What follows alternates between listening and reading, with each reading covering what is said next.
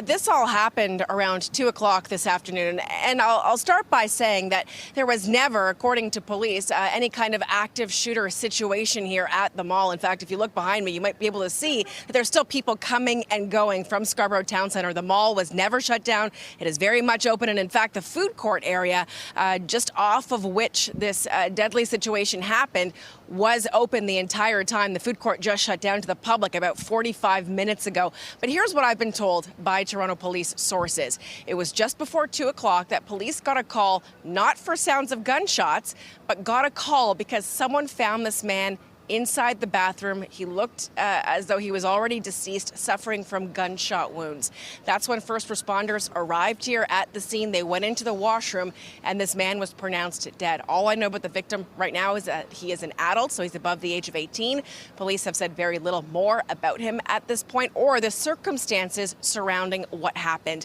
In terms of visually, the area of the crime scene really just concentrated in the washroom, Lena and Sija. The food court, there were still people eating up until 45 minutes ago when police expanded the perimeter of the scene, likely just to get the public away from working forensic identification officers and detectives who are now working inside the mall to actually get to the bottom of what happened. So again, not a single person who we spoke to or who our colleagues from CTV spoke to heard gunfire, and I've confirmed with police sources there was never actually a call for sounds of gunshots or an active shooting made from inside the mall. The 911 call was about someone already finding this man, presumably deceased, with gunshot wounds.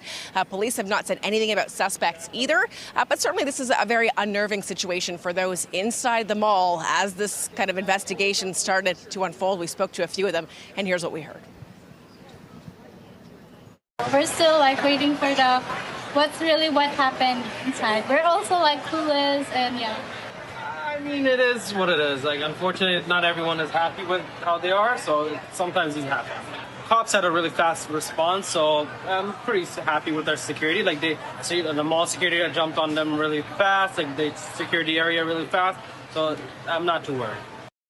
I didn't really think about too much. I mean, it's Toronto, stuff happens. We had that kid, 8 years old, who got shot in the apartment building, so it's kind of, gun violence is a pretty dangerous thing nowadays. This is just a few feet away from where you work. Yeah. I mean, what goes through your mind? You worried? Nah, I'm pretty calm with it because it's a very public place. I'm not too scared about my own security.